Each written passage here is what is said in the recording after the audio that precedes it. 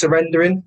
It's a big word for men. We hate it. I had this chat this morning with somebody's wife where her husband desperately needs some like help, and his view is if he has to pay for another man's help, it says that he can't do things himself. So he won't surrender to the fact that he can help himself and he's got the opportunity to do it. But he feels like and we've all been there, because I did that for years. Like, I wouldn't even get help because I always felt if I had to pay for it, then the ego kicks in. It's like, well, you're not manly enough if you don't think you can handle this yourself. And now I'm experiencing it now. But there's loads of imaginary tripwires as a man. Like, yeah, and this is the thing with the fish and water thing. There's it's almost like the beliefs that you're not sure that are there.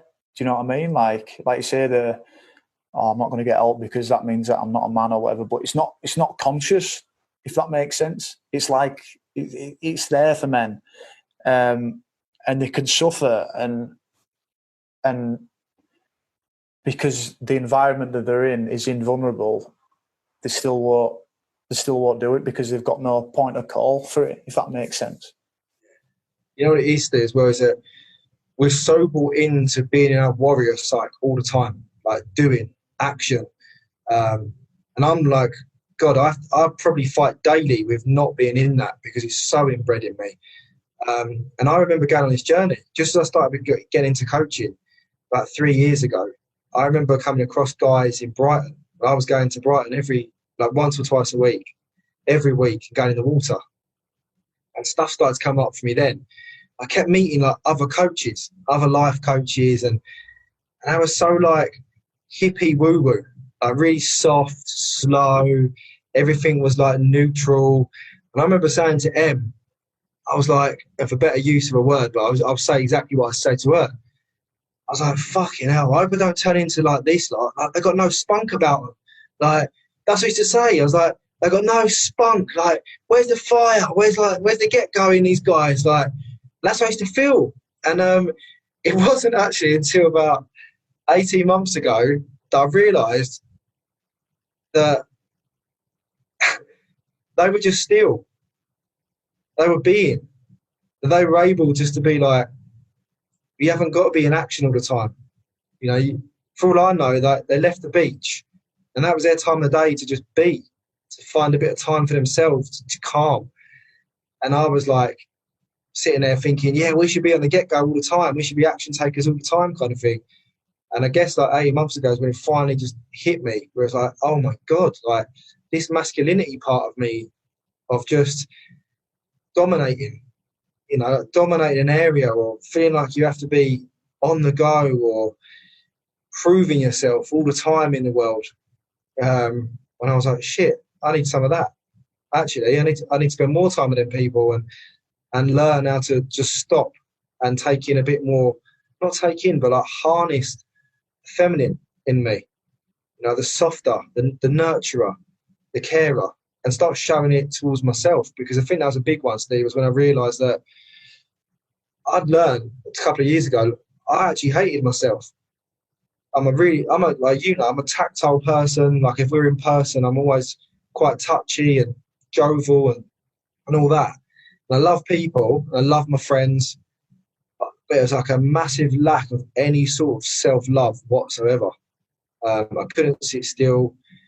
I couldn't meditate for love and money. And it's all because I didn't think I deserved to feel any softness for myself. If I felt softness for myself, I'm a big believer in our words and what we tell ourselves about ourselves will reflect in our behaviours. And when that reflects in our behaviours, the world treats us accordingly.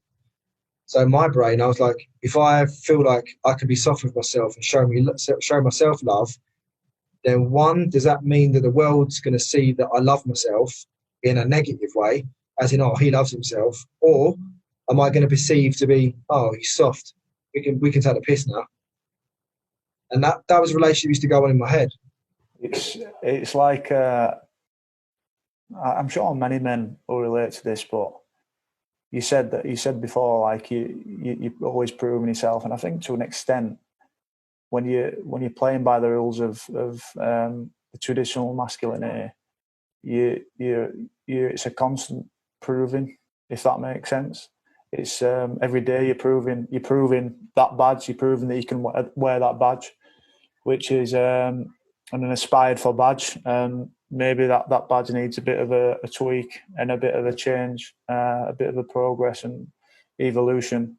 But the side of which is well and truly embedded and involved is gratitude and mindfulness, and it can be an hard sell at times, but it's the side where you can sit with yourself and you can observe your egos chatter, and you can just be all right with it. And I think in a way, like that was for me, looking at that sort of life, it was like almost like, is that quitting? Do you know? Is that quitting? It's like that role, or that sort of fully embedded in that role and no straying away from it. What is it? I don't think there's many examples out there of the full package, if that makes sense. And what's but you just brought me something. You've just the saying comes in my head, but we don't use it as men, but you got to let go to let come. And I think we associate letting go with quitting and surrender, when actually, if we can recognize that for us to let go, we can't, or for us not to let go means we can't let something come in.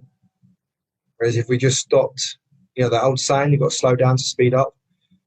It's like the same scenario.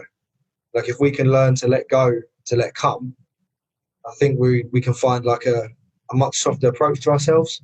Yeah, it's a big call, mate. I think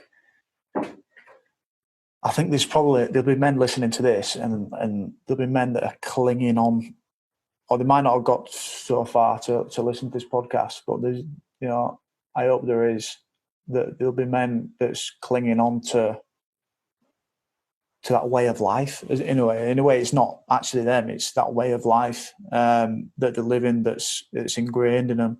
And the saddest thing that I think, like I said before, is when men have that sort of that halt that you've had at 32 years old, and that shuddering stop, that they don't explore or they don't look at another way to live, and they think that the only option is the touted one that's seen everywhere, then, and there's not really that other edge shown explicitly. And I think that men can get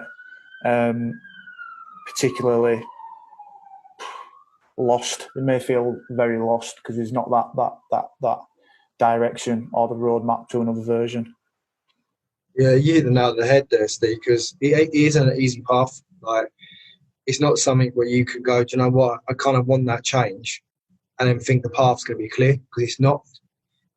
It's so hard. I read Matthew McConaughey in his book Green Light says every man needs to leave what he knows to find out what he knows. And when I read that, I was like, wow, it was so powerful for me, because